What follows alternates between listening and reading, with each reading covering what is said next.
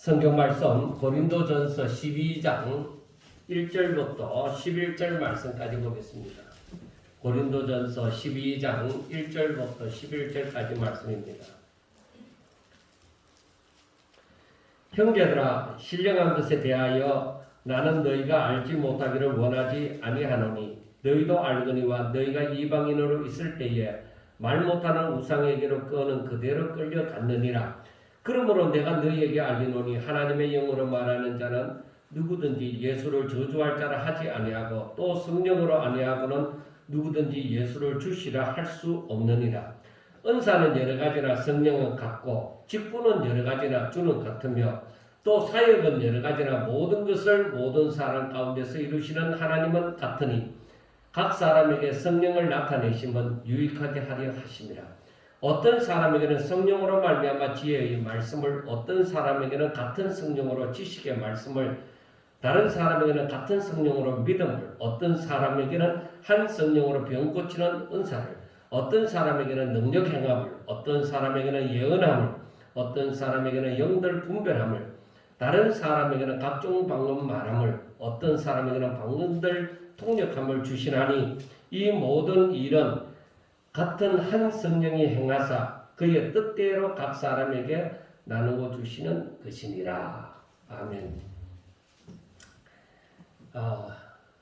오늘부터 설교할 때도 마스크를 끼고 하라고 해서 이제 끼고 한번 해보는 것입니다.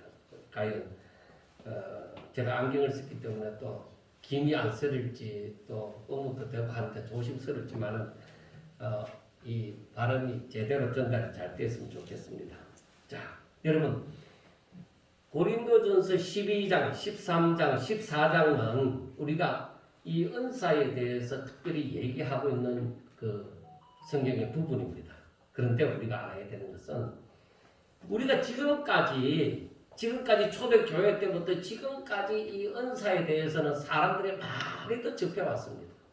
그리고 많은 책들도 나오고 또 우리나라의 유명한 목사님들의 여러 가지 나름대로 이 은사에 대해서 다 얘기를 했습니다. 그래서 이 은사에 대해서는 조심스럽게 얘기할 수밖에 없습니다. 왜냐하면 세계적인 신학자들도 이 부분에 대해서 각자 나름대로 조금은 다르게 얘기를 했습니다. 그러나 제가 이 말씀을 이번에 보고자 하는 것은 12, 13, 14장을 통해서 성경을 중심으로 진짜 모든 사람들도 성경을 중심으로 했겠지만은 그러나 개인적인 체험이나 이 모든 것을 다 떠나서 가장 먼저는 성경을 바탕으로 해서 이 신령한 것에 대하여서 말씀을 생각해보고자 합니다. 그러면서 은혜를 받고자 합니다. 자, 이 바울이 고린도 교회 성도들에게 하는 말씀이 1절에 형제들아, 신령한 것에 대하여 나는 너희가 알지 못하기를 원하지 아니하노니 하고 말씀을 했습니다. 신령한 것에 대해서 너희들이 바로 알기를 원한다는 것입니다. 그러니까 고린도 교회는 이미 이 신령한 것 때문에 이것 때문에 교회가 문제가 되어져 있다는 것입니다. 뒤에 편에도 보면 나오겠지만은 신령한 것에 대하여 이 고린도 교회가 왜 문제가 일어나느냐는 것입니다. 저들이 신령한 것을 받았으면 뭔가 교회가 더 부흥되고 더 하나가 되어지고 더 하나님을 드러내고 그렇게 해야 되는데 이 신령한 것을 받아놓고는 이것 때문에 문제가 된단 말이에요. 그럼 왜 그런다는 거예요? 그래서 사도 바울이 하는 말이 이런 신령한 것에 대해서 너희가 똑바로 알고 있었으면 좋겠다 하는 그런 의미로서 12장에 너희가 신령한 것에 대하여서 나는 너희가 알지 못하기를 원하지 아니하노니 하고 10장에 있는 말씀처럼 똑같이 그렇게 나옵니다. 자, 만약에 여러분이 이 교회가 아니라 다른 교회를 다니든지 간에 나중에 어느 교회를 다니더라도 여러분이 나이가 들어있는 입장에서 어느 교회에 앞으로는 이 마지막 시대가 가까워져 갈수록 이 문제가 언젠가는 한 번 더 일어나지 않겠느냐, 저는 그렇게 생각합니다. 그런데 어떤 교회를 다니든지 간에 이 신령한 것에 대하여 문제가 일어난다면은 그때 여러분들은 이 문제에 대해서 어떻게 말을 해줄 수 있는지 그런 능력을 지식을 갖추어야만 된다는 것입니다. 아마도 신령한 것에 대하여 문제가 일어남으로 사람들이 머리를 아파합니다. 왜냐하면 이 신령한 것에 대해서 문제가 일으킨 그 당사자들은 뭔가 남들보다 다른 은사를 가지고 또 그것으로 다른 사람들보다 자기가 더 잘 믿는다고 생각하고 있기 때문입니다. 왜냐하면 이들은 다른 사람보다 기도도 열심히 합니다. 그리고 이들은 다른 사람보다 교회에서 봉사도 열심히 하고 다른 사람들보다도 더 열심을 냅니다. 그런데 문제가 뭐냐? 목회자들도 그 사람들이 기도 열심히 하죠. 그 사람들이 교회에서 봉사도 열심히 하죠. 그 무엇이든지 열심히 하니까 목회자들도 저들에 대해서 함부로 얘기할 수 없는 거예요. 왜? 저들은 열심히 있는 사람들이 나름대로 자부심도 가지고 누구보다도 잘 믿고 있다고 생각하는 사람들에 대해서 만약에 목회자가 뭐라고 얘기하면 저 사람들은 삐져갖고 다른 교회 간단 말이에요. 우리를 인정 안 해주구나. 우리를 안 받아주구나. 그래서 그 사람들은 떠나는 것입니다. 그러한 일들이 우리나라에도 많이 있었습니다. 지금까지. 아마도 고린도 교회도 이러한 문제점에 동착했을 것입니다. 그래서 바울은 고린도 교회 성도들에게 너희들이 이 신령한 것에 대하여 알았으면 좋겠다. 그렇게 얘기를 하는 것입니다. 자, 그러면 바울이 신령한 것에 대하여 뭐라고 말을 하는지 한번 우리가 생각해 보고자 합니다. 먼저 바울은 이 신령한 것에 대하여 말하기 전에 먼저 한 가지를 얘기하고 있는 것이 무엇이냐면은 너희들이 이방인으로 있을 때, 즉 예수님을 영접하지 않았을 때 하고 그리고 예수님을 영접하고 나서 하고 두 부류로 나누어 줍니다. 자, 이방인으로 있을 때는 성령에 대해서 알지를 못합니다. 그러니까 신령한 것을 모른다는 거죠. 그러니까 이방인으로 있을 때는 너희들이 우상이 이끄는 대로, 그러니까 그 이방의 종교에 따라서 혹은 거짓 선지자에 따라서 그렇게 흘러갔다 이 말이에요. 그런데 너희들이 예수님을 영접하고 난 다음에, 즉 성령이 너희들 가운데 임하고 난 다음에 일어나는 이 문제를 이제 얘기를 하는데, 너희들이 성령을 받았다 하면 예수님을 주라고, 나의 주인이라고 그렇게 고백할 수 있는 상태가 되었다는 것입니다.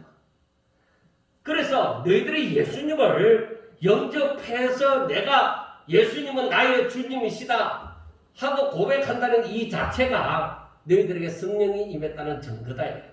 그러니까 이것은 분명하게 알아야 되는 것이 성령이 아니고서는 예수님을 주시라고 말할 수 없다고 했는데, 그거는 내가 입으로서만 지식으로 배워갖고 그렇게 말하는 것 말고 정말로 하나님은 나의 주인이십니다. 이렇게 고백한다는, 진짜로 그렇게 고백한다는 그 자체가 성령이 그 가운데 있다는 것입니다. 자, 그리고 이제 저들이 예수님을 영접하고 나면은 이제 은사도 있고, 그 다음에 저들에게 직분도 주어지고, 그 다음에 저들에게 하나님의 일이 맡겨진 그 사역이 이제 생기는 거예요. 그러니까 저들이 그때부터 하나님의 일을 한단 말이에요. 그러니까 은사도 있고, 그 다음에 교회에서 직분도 있고, 직분은 뭐예요? 섬기는 일이죠.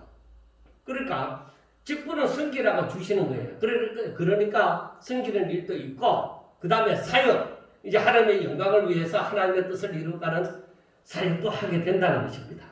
그런데 이들은 모두 다 하나님을 믿는 자이고 성령이 임한 자이고 그리고 주를 섬기는 자들입니다. 그런데 저들이 모두 다 같은 은사를 갖고 있고 같은 직분을 갖고 있고 그리고 같은 사역을 하는 것이 아닙니다. 사람마다 다른 은사가 있고 사람마다 다른 직분이 있고 사람마다 다른 사역을 할 수가 있게 되어지는 것입니다. 그런데 다 다르다 할지라도 이 모든 것은 오직 하나님께로부터 말미암았다 이거죠.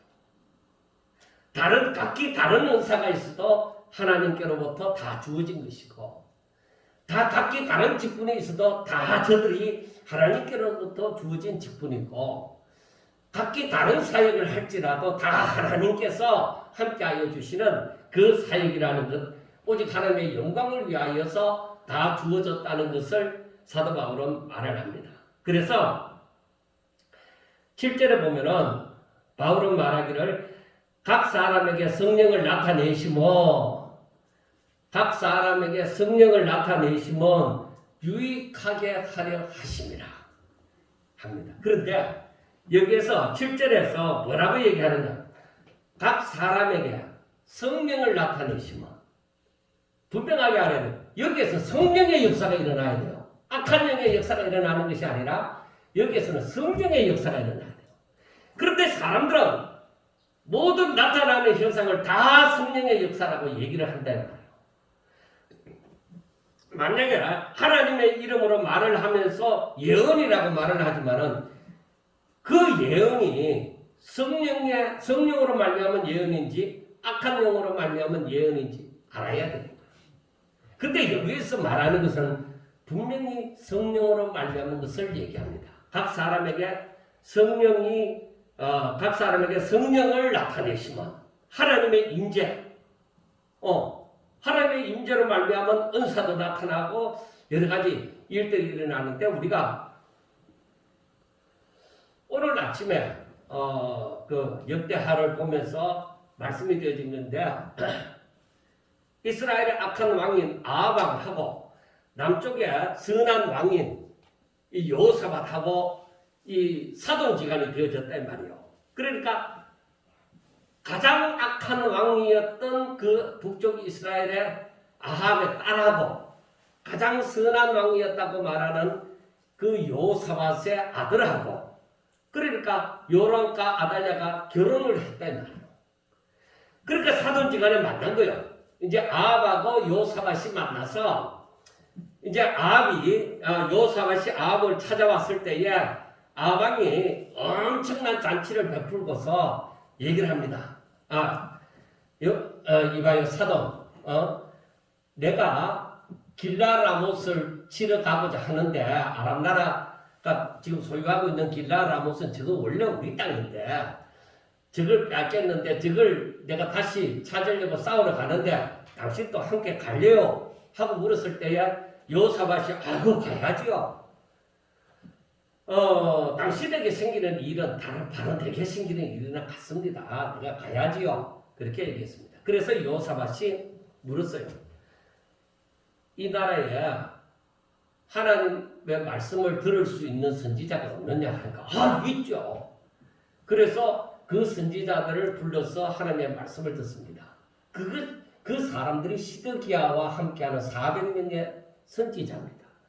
그러니까 하나님의 선지자라고 불리워지는 400명의 선지자예요. 그래서 그들이 뭐라고 하느냐? 이제 그러니까 우리가 전쟁하러 올라갈까 말까 하니까 왕이여 올라가소서 승리를 거두소서 하나님께서 당신에게 승리를 허락하신 것입니다.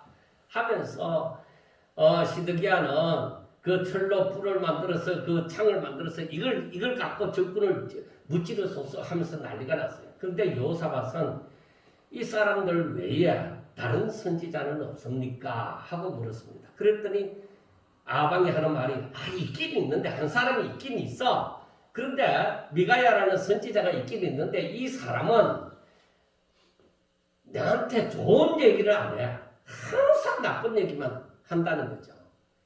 그래도 왕이여 그렇게 하지 여호사밧 왕이 하는 말이 왕이여 그렇게 말하지 마시고 그 선지자의 말을 들어보자. 그래서 이 미가야 선지자가 아합과 여호사밧 앞에 불려왔습니다. 그래서 하는 말이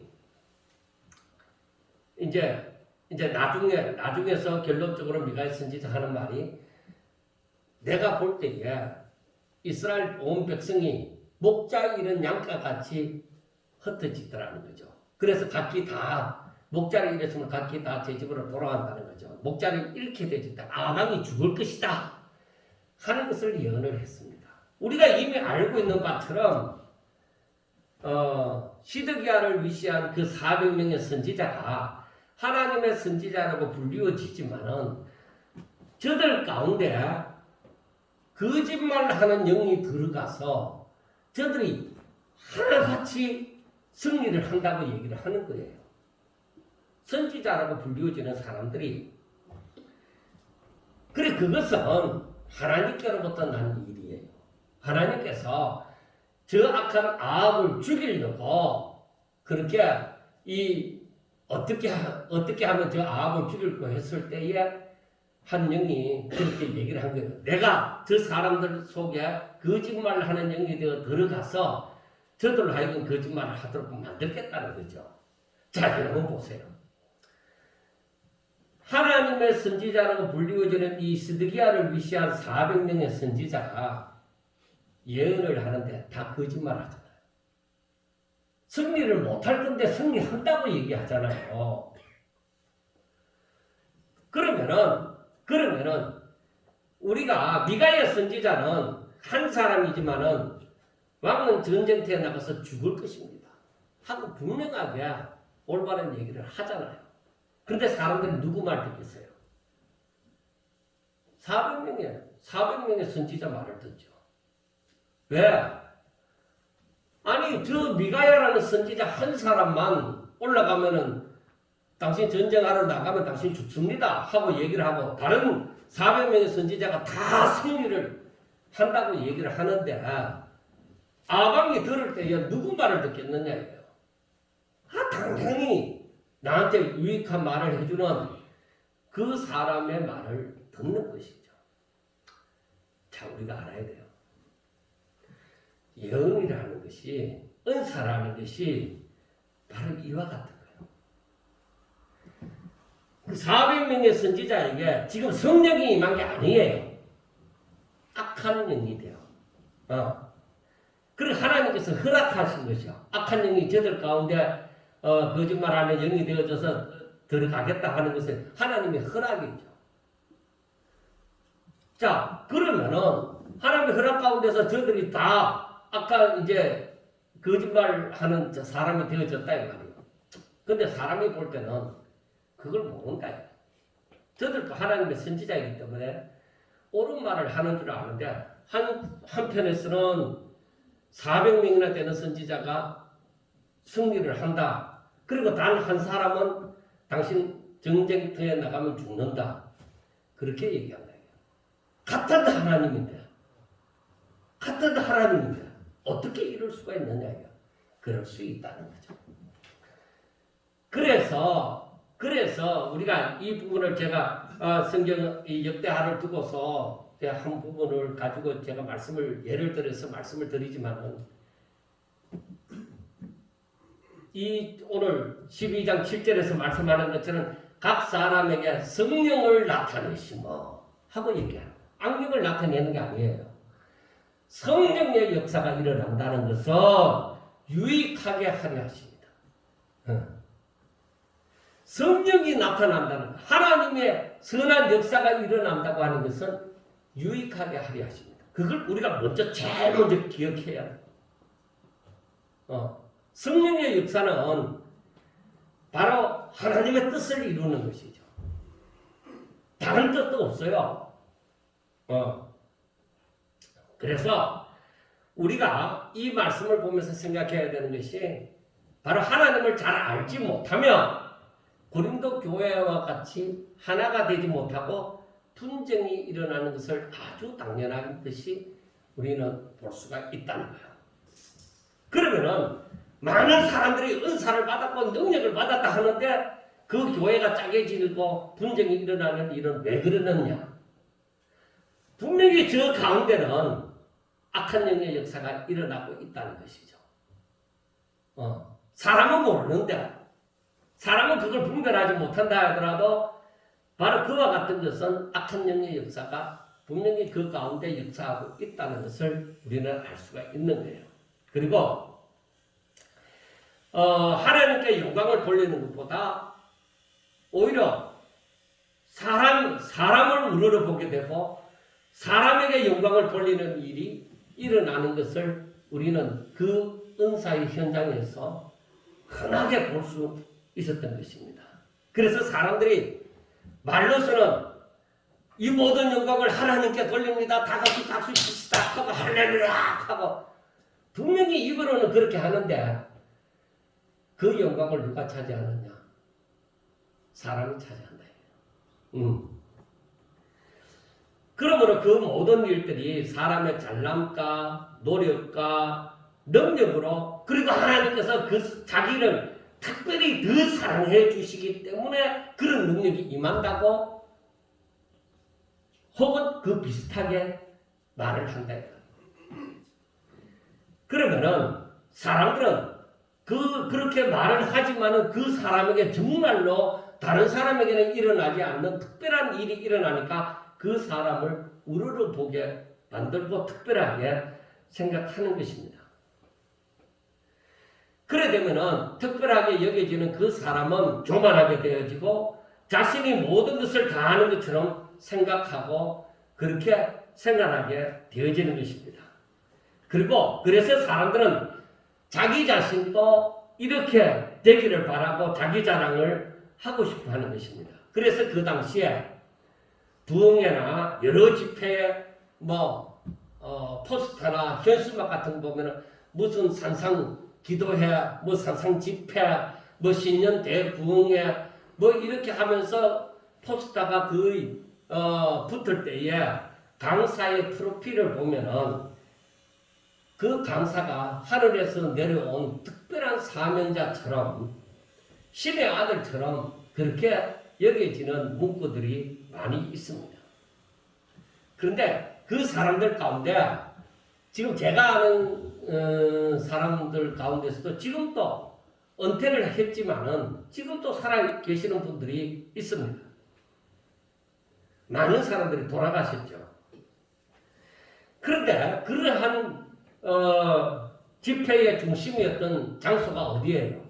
교회이기도 하지만 기도원이었습니다. 거의. 그래서 어지간한 기도원에는 거의 다 산중에 다 기도원이 있었죠. 그런데 지금 그 사람들이나 그 기도원이 다 어떻게 되어 있었어요? 다 사라져 가고 있어요. 사라져 가고 있다. 왜 그럴까? 우리 그것도 한번 생각해 봐야 되잖아요. 그게 정말로 하나님의 역사라면, 그게 정말로 하나님께서 원하시는 것이라면, 이게 더 크게 일어나야만 되지 않느냐는 것이죠. 그런데 사람도, 그러한 장소도, 그런 분위기도 설설설설 다 사라지고 있습니다.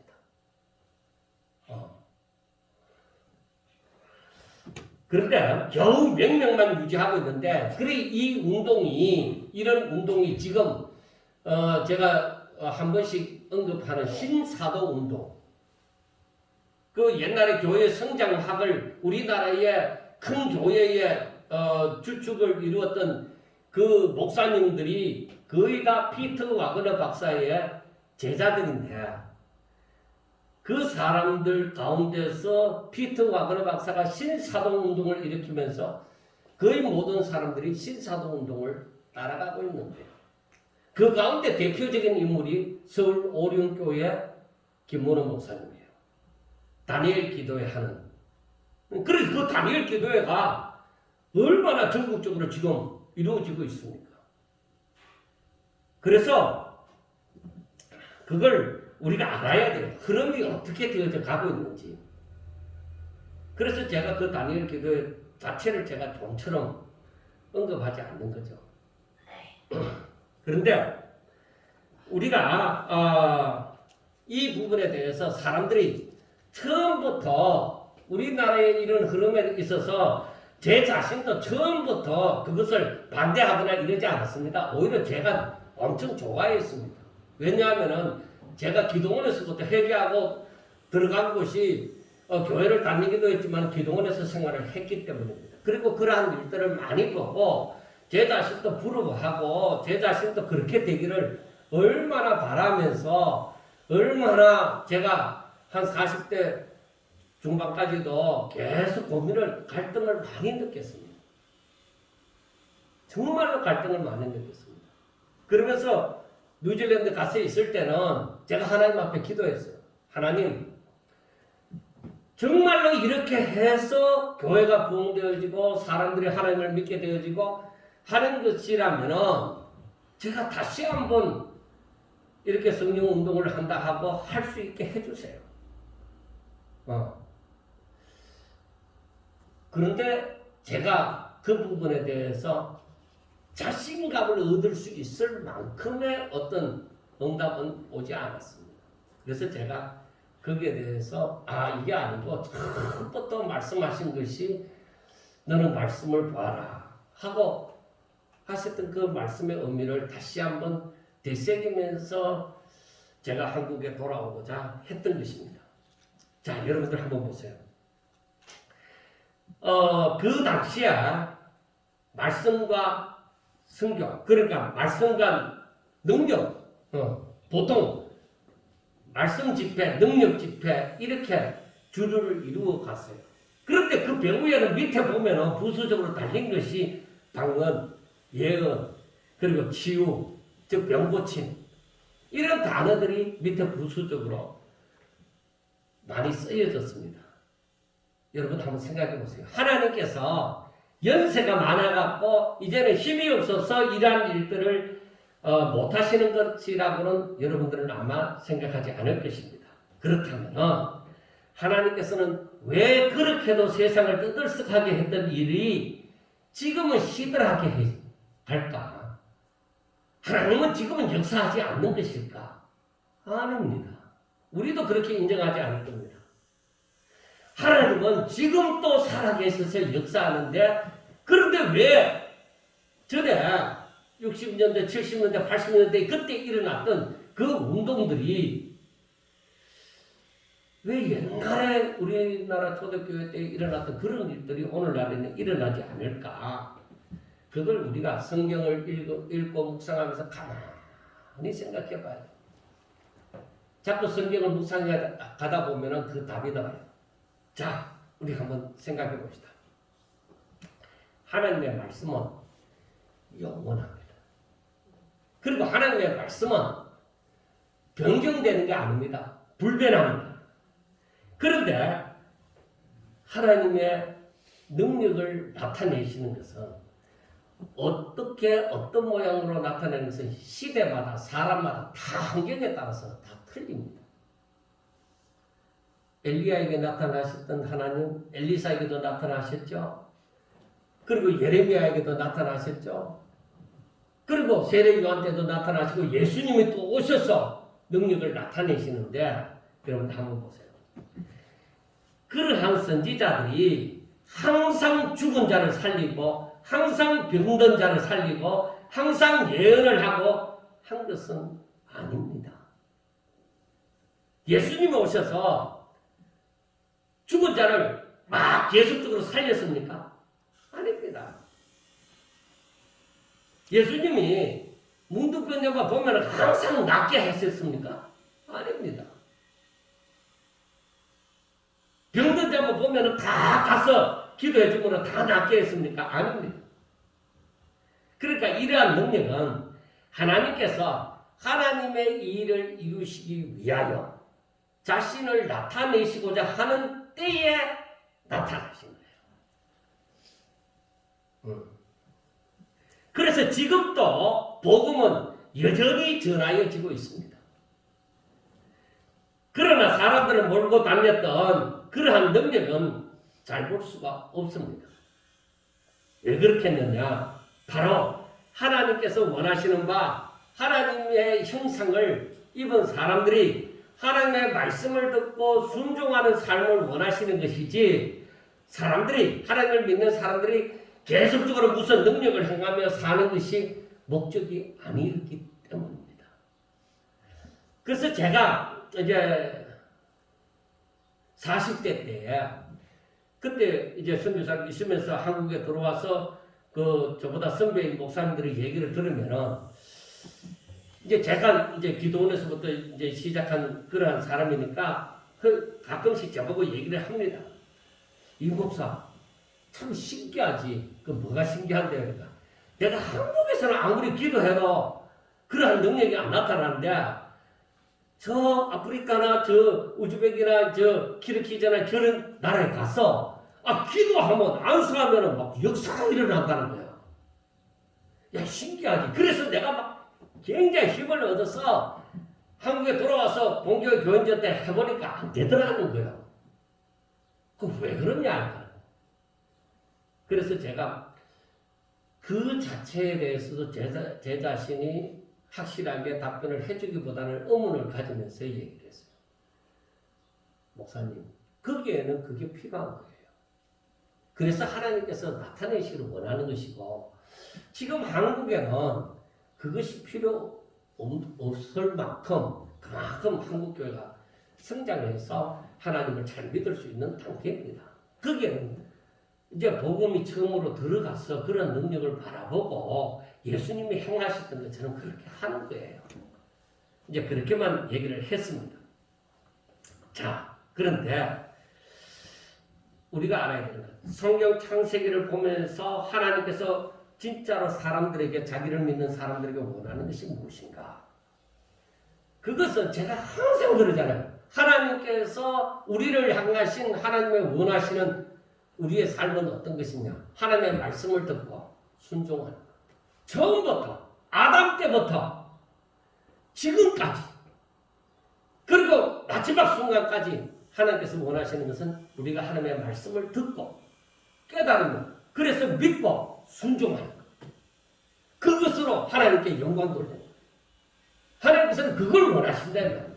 우리가 막 기도하면서 능력을 받아갖고 여러 가지 은사를 받아갖고 예언기도도 하고 귀신도 쫓고 뭐 병자도 고치고 그런데 예수님께서 우리가 사도행전을 통해서 깨달아 알 수 있는 것은 예수님이 그러한 능력을 많이 행하셨습니다. 그런데 진실로 예수님이 나는 하늘에서 내려온 생명의 떡이다. 너희들이 내 몸과 이 살과 피를 마시고 먹고 마셔야만 영생을 얻는다. 사람들이 다 도망가버려. 무슨 소리를 하느냐. 이렇게 많은 예수님의 이적을 보고서도 사람들은 다 도망갔어요. 자, 그러면 강야 생활을 하는 이스라엘 백성들이 하나님의 놀라운 이적들을, 그러니까 신령한 음식을 먹고 신령한 음료를 마시고 정말로 저들이 홍해가 갈라지는 역사도 봤고 정말로 하늘에서 만나가 내려지는 것도 봤고 메추라기가 오는 것도 봤고 다 봤다는 말이에요. 그런데 그 백성들이 어떠했어요? 여호수아가 갈렙을 제거하고는 다 강해에서 다 멸망당했다고 했어요. 왜 그랬을까? 왜? 하나님이 도대체 뭘 원하시는 것일까? 하나님을 알고 하나님의 뜻을 따라 즉 하나님의 말씀을 믿고 순종하는 것. 하나님께서 그걸 원하시는 거예요. 그래서 우리가 이 성경을 보면은 우리가 항상 이 무슨 능력을 행하고 무슨 병자를 고치고 그러한 것을 하나님이 원하시는 것이 아니라 하나님께서는 성령으로 즉 성령으로 말미암는 모든 역사는 오직 하나님의 뜻을 이루기 위하여 유익한 것. 하나의 이 재료에 해당되는 것이지 그게 주를 이루는 건 아닙니다. 주는 하나님의 뜻이에요. 하나님의 말씀이에요. 그러니까 이러한 능력은 뭐예요? 이러한 은사나 이 모든 것은 그것을 이루기 위하여 이렇게 받쳐주는 거. 받쳐주는 거예요. 자, 그러니까 집을 지을 때 인테리어와 같은 것이다. 이렇게 생각하면 돼요. 인테리어를 잘하고 못하고 해도 집에 뼈대는 세워져서 집은 지어지잖아요. 그런데 그러한 능력이 나타나는 것은 바로 이 인테리어와 같은 그런 무시를 하는 거예요. 자, 그래서 하나님께서 각 사람에게 그러니까 필요한 대로 각 사람에게 하나님께서 이 하나님의 뜻대로 이러한 은사를 이러한 신령한 것들을 나누어 주시는 거예요. 그러나 성령을 받은 사람들에게는 그런 성령이 임함으로 저들에게 필요한 대로 하나님께서 그것을 나누어 주신다 이 말이에요. 그래서 8절부터 나타나는 이러한 은사들을 보면은 어떤 게 있어요? 지혜의 말씀이 있죠. 지식의 말씀이 있죠. 믿음이 있죠. 병 고치는 은사가 있죠. 능력 행함이 있죠. 예언함이 있죠. 영들 분별함이 있죠. 각종 방언을 말하는 게 있고 또 방언 통역이 있습니다. 그런데 11절 말씀해 보세요. 이 모든 일은 같은 한 성령이 행하사 그의 뜻대로 각 사람에게 나누어 주시는 것이다. 그러니까 그의 뜻대로 하나님의 뜻대로 하나님의 일을 이루시기 위하여서 각 사람에게 나누어 주시는 것이다 이거예요. 그러고 보면은 사람들이 내가 받은 은사가 더 대단하다 이렇게 살아갈 것이 못 된다는 것입니다. 받은 자는 그것을 가지고 오직 하나님의 영광을 위하여 하나님의 뜻을 이루기 위하여 사용을 함으로 모든 자들에게 유익이 되셔야 되는 거예요. 그게 바로 성령이 임하신 거예요. 성령의 강한 역사가 임하는 거예요. 그게 바로 충만케 되어지는 거예요. 그렇지 못하면은 그것은 받지 못한 것이 차라리 나을 뻔한 것이에요. 우리 잘 알아야 돼요. 그래서 예수님이 가룟 유다에게 마태복음 26장의 24절을 보면 그렇게 얘기했죠. 예수님께서 임자는 자기에 대하여 기록된 대로 가거니와 임자를 파는 그 사람에게는 화가 있으리로다.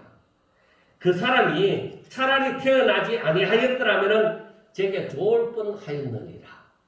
그렇게 말씀하는 거예요. 여러분들이요, 우리에게는 정말 이러한 일이 많습니다. 가장 쉽게 이해할 수 있는 일을 예를 들 수 있는 일을 제가 생각해 보니까 로또에 당첨된 사람들, 이 사람들의 그 여러 가지 경우를 뭐 좋게 된 사람도 있지만 여러 가지 경우를 보잖아요. 그런데 대부분의 사람들이 그 로또 때문에 부부간에 분란가 일어나서 서로 헤어지고 친구 간에도 갈라지고 그 사람이 원래는 성실한 사람인데 로또가 당첨되면 그 사람이 뭐 마약자가 되어지고 노름쟁이가 되어지고 뭐 그렇다는 얘기를 많이 듣잖아요. 그래 잘 되면 좋은데 잘못되어진 이 대부분의 사람들을 두고서 뭐예요? 차라리 로또에 당첨이 안 됐더라면 그 사람은 아름다운 가정을 계속적으로 이룰 수가 있었고 또 아름다운 가정을 가지고 또 성실한 사람으로 그렇게 살아갈 수가 있었을 텐데 하고 말을 하는 것입니다.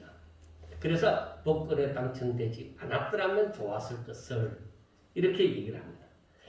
그러므로 신령한 것을 받아서 자신의 본분을 똑바로 감당하지 못할 바에는 차라리 받지 않는 것이 나을 뻔하였다 하는 것입니다. 신령한 것을 받으면 오직 합력하여 하나님께 영광 돌리게 하기 위함입니다. 제가 기도를 하면서 그때 군대 가기 전이죠. 그래 여러 가지 체험을 하는 중에 한 부분에 있어서 도저히 제가 체험할 수 없던 게 있더라고요. 그래서 그 기동 원장 장로님한테 얘기를 했습니다. 장로님, 왜 나는 그것은 체험할 수가 없습니까? 하니까 웃으면서 그런 얘기를 해요. 하나님이 칼을 줄 때 주방장에게 칼을 주어서 사용하는 거하고 어린아이에게 칼을 주어서 사용하는 거하고 하나님이 어떤 생각을 가지겠느냐. 어린아이에게 칼을 쉽게 주겠느냐. 칼을 주면 어린아이가 어떻게 사용하겠느냐. 도로 다치지 않겠느냐. 주방장에게 칼을 주면 그걸 갖고 요리를 잘 하는데 사용하지 않겠느냐. 그와 같다. 그렇게 말씀을 하는 거예요. 그럼 그게 또 이해는 되어져요. 내가 그걸 그 당시에 군대도 가기 전이니까 이제 나이가 20살밖에 안 됐을 때죠. 그러니까 그때는 이제 그렇게 이제 쉽게 이해가 되어져 가는 거예요. 그때야. 물론 그렇지 않는 아주 저보다 그 20살보다도 더 어린 나이도 더 많은 것을 체험할 수 있는 사람들도 있죠. 근데 저는 또 제가 이 목사 생활을 하면서 어머스럽게 생각하는 게 뭐였느냐면 외국에는 유럽과 같은 곳에는 20대에 훌륭한 신학자가 나와요. 20대일 때도. 근데 우리나라는 20대에 목사 되기도 힘들어요. 그리고 20대에 그만한 신학자가 우리나라는 안 나와요. 나온다 해도 아마 사람들이 인정해 주지 않았을 거예요. 왜 그럴까? 저는 왜 그럴까? 했을 때에 제가 조금 전에 예를 들었던 것처럼 우리나라 교회의 역사가 그렇게 있지 않다는 거예요. 외국에는 이미 오래전부터 이 복음을 받아들이고 그 대대로 아마 4대, 5대 뭐 더 이상 되어진 집안이 많은데 우리나라는 그런 기초가 없다는 거예요. 그래서 이제 진짜 우리나라 교회가 어쩌면은 굉장히 급성장을 했죠. 우리나라 사람들의 성격도 있는 거예요. 빨리빨리라는 그런 성격 때문에라도 우리나라가 굉장히 급성장을 해 나가는데 아마 타락도 급하게 타락할 거예요. 지금 쉽게 판단하기가 힘들지만은 우리나라가 이 복음이 들어와서 이 교회가 성장하면서 우리나라 이 전체적인 이 정부도 굉장히 성장을 했습니다. 그래서 복음과 함께 나라도 성장하고 또 타락한다고 얘기를 하는데 실질적으로 지금 우리나라 교단에서 장자교단이라고 하는 저희들 교단이 정상적이지는 않습니다. 감투라든지 권력이라든지 이런 거에 대해서 많이 다르고요. 옛날에 그 순수한 그 선배 목사님들이 하던 그 순수성을 잃어버렸어요. 그 예를 들면은 교회 갱신 그 협의회라는 것이 있는데 그것을 누가 만들었냐면 돌아가신 오카노 목사님이 만든 거예요. 그래서 거기에 속한 목사님들은 교권을 장악하지 말고 또 항상 정치화 생각 안 하고 항상 뒤에서 배후에서 이렇게 성장하도록 뒷받침이 되어주는 그런 역할을 하고자 했던 거예요. 그런데 오카노 목사님하고 그리고 길자의 목사님하고 갈라지게 되어졌어요. 그 오카노 목사님은 그러한 역할을 안 하겠다. 나는 교권에 대해서 장악하지 않겠다. 그런데 길자의 목사님은 오히려 그쪽 부분으로 간 거예요. 그래서 이 두 분이 갈라지게 되어졌는데 지금 그 후배들이라고 얘기하는 사람들이 오카노 목사님이 원래 만드시고자 했던 그 정신은 다 잃어버렸어요. 그 사람들이 다 교권 장악하고 모든 실세를 지금 다 장악하고 가고 있는 거예요. 그렇게 가고 있는 거예요. 그래 이게 뭐냐? 순수성을 잃어버렸다. 순수성을 잃어버리면 거기는 악이 들어가요. 사탄이 들어간다. 그러면 아무리 교회가 크고 뭐 어떻다 하더라도 볼 거 없어요. 여러분,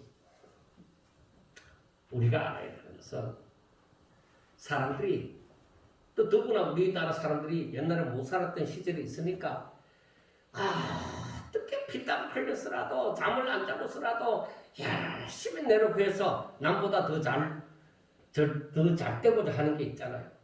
그래서 금식도 자주 하고 막 산에 가서 기도도 많이 하고 철야도 많이 하고 새벽 예배도 열심히 하고 그런 것이 우리나라만큼 되어졌던 나라가 없어요. 그렇게 하고는 지금에 와서 이루었다 하니까 이제는 남는 게 뭐예요? 이제는 권력을 장악하는 거. 교계 정치나 사회 정치나 마찬가지야. 돈을 딱 버리고 나니까 그 다음부터는 국회의원 해야 되겠다 이거죠.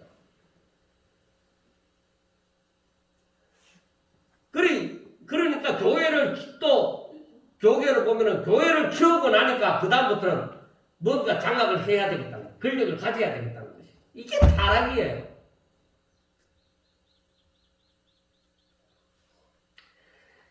그래서 이렇게 왕성한데 성령의 역사가 나타나야 되는데 성령의 역사, 하나님의 이름을 빙자한 그런 성령의 역사가 안 나타나고 하나님의 이름을 빙자한 악독한 역사가 나타난다는 것이죠.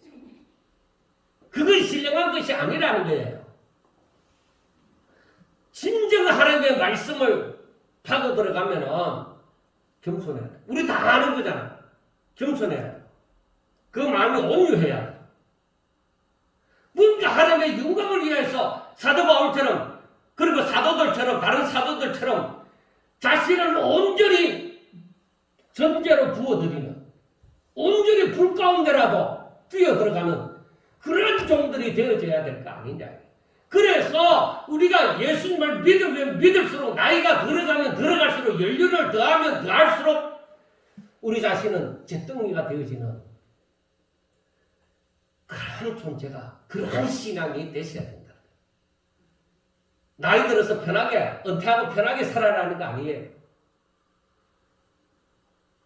자신이 잿덩이가 되어질 때까지 그렇게 자신을 온전히 드리는 거룩한 산제물로 드리는 그 삶을 살아라는 거죠. 그래서 우리가 알아야 돼요. 사도 바울이 교훈하는 바가 있어요. 14절에 봐요. 14절부터 보면은 몸은 한 지체뿐만 아니라 여럿이니 만일 발이 이르되 나는 손이 아니니까 몸에 붙어 있지 아니하였다 할지라도 이로써 몸에 붙지 아니한 것이 아니요 또 귀가 이르되 나는 눈이 아니니 몸에 붙지 아니하였다 할지라도 이로써 몸에 붙지 아니한 것이 아니니 만일 온몸이 눈이면 듣는 곳은 어디며 온몸이 듣는 곳이면 냄새 맡는 곳은 어디냐. 사람들은 한동안에 어떻게 했어요? 산에 올라가갖고 막 소나무 뿌리라도 뽑을 만큼 열심히 통성으로 기도하고 막 목이 터지라고 기도하고 제 자신도 그렇게 배웠어요. 성경에 있든 없든 막 악을 쓰더라도 막 그렇게 그 다음 날 내려오면 목이 다 쉬어갖고 그렇게 있고 했는데 전부 다 뭐야? 그 당시에는 능력받아라. 그거 한 가지였어요. 그런데 오늘 우리가 지금 읽은 14절과 17절의 말씀을 보더라도 아니라는 거죠. 어떤 사람은 병 고치는 은사가 있는 사람이 있으면 어떤 사람은 예언하는 은사도 있고 어떤 사람은 봉사를 열심히 하는 은사도 있고 여러 가지가 있는 거예요. 그래서 몸은 하나지만은 지체는 여럿이라는 거죠. 각자 분야가 다 다를 뿐이다. 손이 하는 역할이 있고 발이 하는 역할이 있고 귀가 하는 역할이 있고 눈이 하는 역할이 있다는 거죠. 자, 그 다음 19절부터 보세요. 만일 다 한 지체뿐이면 몸은 어디냐? 이제 지체는 많으나 몸은 하나라. 눈이 손들어 내가 너를 쓸 데가 없다 하거나 또한 머리가 발들어 내가 너를 쓸 데가 없다가 하지 못하리라. 그러니까 다 소중하다는 거죠. 그 결론이 뭐예요? 각자의 역할이 다 있고 다 소중하다는 거죠. 방언 못해도 괜찮아요. 예언을 못해도 괜찮아요. 병 못 고쳐도 괜찮아요. 각자에게 주어진 그 맡긴 바 그 소임을 충성을 다하는 맡은 바 직임에 충성을 다하는 그게 바로 받은 바 은사를 잘 활용하는 사람이죠. 그래서 서로의 필요성도 알고 서로 존중할 이 의미를 제대로 깨달아야 서로 존중하고 겸손할 수가 있는 거죠. 그래서 22절부터 바울은 말하기를 그뿐 아니라 더 약하게 보이는 몸의 지체가 도리어 요긴하고 우리가 몸에 덜 귀히 여기는 그것들을 더 귀한 것들로 입혀주며 우리의 아름답지 못한 지체는 더욱 아름다운 것을 얻느니라. 그런즉 우리의 아름다운 지체는 그럴 필요가 없느니라. 오직 하나님이 몸을 고르게 하여 부족한 지체에게 귀중함을 더하사 몸 가운데서 분쟁이 없고 오직 여러 지체가 서로 같이 돌보게 하셨느니라. 만일 한 지체가 고통을 받으면 모든 지체가 함께 고통을 받고 한 지체가 영광을 얻으면 모든 지체가 함께 즐거워하느니라. 너희는 그리스도의 몸이요 지체의 각 부분이라.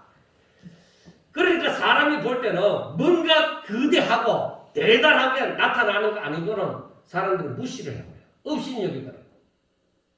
그런데 이 사도 바울이 말하는 바는 뭐예요? 사람이 보기에는 약하게 보이는 것이 오히려 더 용기나 할 수 있고 그게 더 귀한 것이고 그게 더 아름다운 것이라는 것입니다. 그래서 서로 자랑함으로 남을 의식임 여기는 것이 아니라 오히려 한 지체, 한 몸에 붙어있는 그 지체인 것을 알고 서로가 다 연결되어져 있는 것이니까 저 사람이 아플 때 나도 아파할 줄 알고 저 사람이 기뻐할 때 나도 함께 기뻐할 줄 아는 그런 유기적인 관계가 이루어지는 것이 바로 한 몸을 이루었다고 얘기를 할 수 있는 것입니다. 그래서 이 일을 위해서 교회 앞에 세운 지도자들이 있습니다. 자, 이스라엘 백성들을 이끌어서 가나안 땅으로 들어가게 하기 위하여서 하나님이 모세를 세우시고 그 형 아론을 세웠습니다. 그건 하나님이 자신의 뜻을 이루게 하기 위함입니다. 모세나 아론이 다른 사람들보다 대단한 거 아닙니다. 그런데 사람들은 모세와 아론을 대적하는 거예요. 이제 수요 예배들이 다음 주 수요 예배 때 나오지만은 모세와 아론을 대적하는 같은 레위인들이 있습니다. 야, 너희들도 레위인인데 너희들은 특별한 사람 아니잖아. 우리도 같은 레위인이고 당신들보다 못할 거 없는데 왜 너희들만 지도자 역할을 하느냐는 거죠. 제사장하고 다 하느냐는 거죠. 너희 형제만. 그런데 모세도 아론도 다 알아요.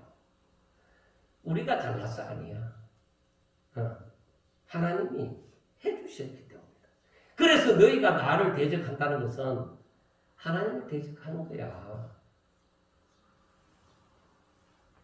우리가 그러한 능력도 바로 그거예요.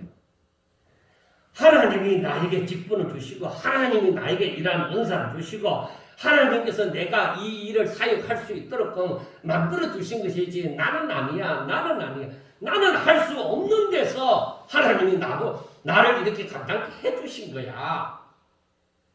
이러한 은혜가 임하여야 되는 거야. 정말로 은혜를 받은 사람이야.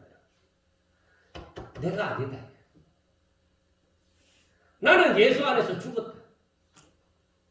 나는 예수 안에서 죽은 자나 하나님이 나를 살려두시면 당신의 영광을 나타내게 하기 위해서다. 그래서 나는 온전히 진정 종으로서의 삶을 살아야 된다. 그렇게 깨달아야 되는 것이죠. 하나님께서 아브라함을 택하시고 그의 족속을 택하시면 저들이 숫자가 많은 것도 아니고 저들이 대단한 존재이지 않습니다. 오직 하나님의 뜻으로 그렇게 되어진 거예요. 그걸 알아야 되는 거예요. 내가 대단한 존재가 아니라는 것을 알아야 돼요. 그때 사람이 높이 올라가면 어떻게 되죠? 거의 다 교만해져. 거의 다 교만해져. 그래서 10장에 고린도전서 10장에서도 말씀하는 것처럼 선줄로 생각하거든 넘어질까 조심하라. 바울이 그렇게 얘기했잖아요. 너희들 성도들이 고린도교회 성도들이 너희들 스스로 잘났다고 그렇게 난리를 지기는데 넘어질까 조심하라. 하나님의 능력을 그렇게 맛보고도 다수가 다 강야에서 멸망당했다는 것을 너희들이 기억하라는 것을 말씀을 하잖아요. 여러분, 우리가 구원받는 것은 우리 잘남 때문이 아닙니다. 오직 믿음입니다. 무엇이 중요합니까? 그러면 말씀을 전하는 은사입니까? 병 고치는 은사입니까? 방언을 말하는 은사입니까? 모든 것에 앞서서 우리는 하나님의 말씀을 믿고 순종하는 일이 앞서야 됩니다. 그게 기초가 돼요. 그리고 하나님께 영광 돌리는 일이 웃음입니다. 그러므로 신령한 것은 모든 일을 유익하게 하기 위함이다. 신령한 것이 주어지는 것은 그게 기초가 아니고, 신령한 것이 기초가 아니라 하나님의 말씀이 기초이고, 이 신령한 것은 그 말씀이 뼈대 위에서, 토대 위에서 잘 자라도록 만들어주는 하나의 인테리어와 같은, 이거 유익하게 만들어주는, 아름답게 만들어주는 것들이다 하는 것입니다. 그리고 그런 신령한 것은 하나님이 원하시는 대로 성령의 기뻐하신 뜻을 따라서, 하나님의 기뻐하신 뜻을 따라서 주어지는 것이다. 그리고 한 가지는 서로 사랑하게 하는 것이다. 서로 유기체적인 관계를 이루어지는 그런 서로 사랑하게 만들기 위한 것이다 하는 것이 이어서 13장에 나오는 거야.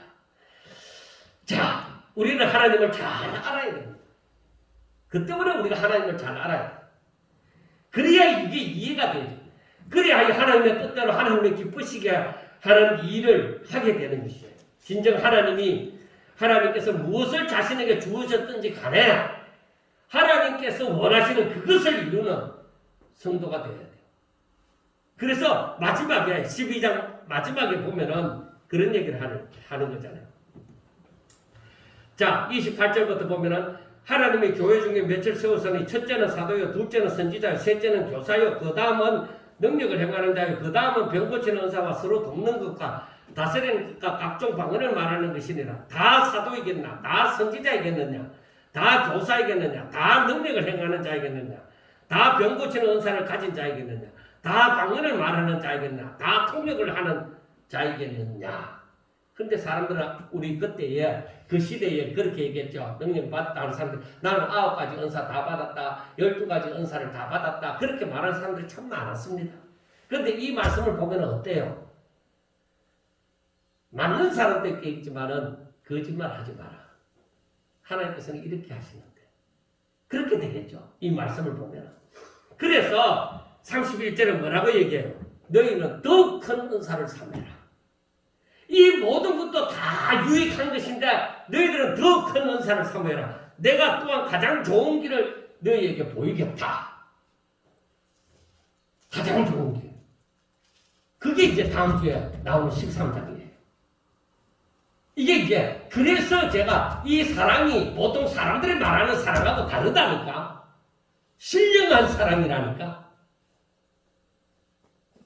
그래서 우리가 정말로 이 말씀을 또 새기고 또 새기면서 또 신령한 것들이 필요 없는 것이 아니라 주어져도 무엇을 위한 것인지 단지 유익하게 만드는 것인지 그게 기초가 아니고 그게 뼈대를 이루는 것이 아니라 인테리어와 같은 것이다. 이렇게 이해가 되어져서 정말로 어떤 은사를 받아도 자랑하지 말고 오히려 겸손하여 더 숙고할 줄 알고 더 남의 유익을 위하여 일하는 그러한 자.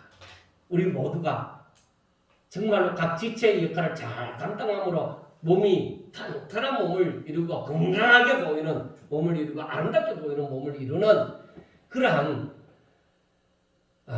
교회의 지체가 다 되시기를 주의 이름으로 축원합니다. 기도드리겠습니다. 하나님 아버지 감사합니다. 하나님의 뜻을 저희들에게 나타내 주시고 저희들이 그 뜻을 잘 깨달아서 오직 하나님 앞에 영광 돌리기 위하여 힘쓰고 애쓸 수 있도록 주여 도와주시옵소서. 정말로 하나님의 충성된 종, 하나님의 마음에 기뻐하는 종들이 다 되게 하여 주옵소서. 어떤 신령한 것을 저희들에게 주셨든지 간에 저희들은 오로지 하나님의 뜻이 이루어지고 하나님께서 영광 받으시기를 원할 수 있도록 주여 축복하옵소서. 예수님 이름으로 감사하며 기도드리옵나이다. 아멘.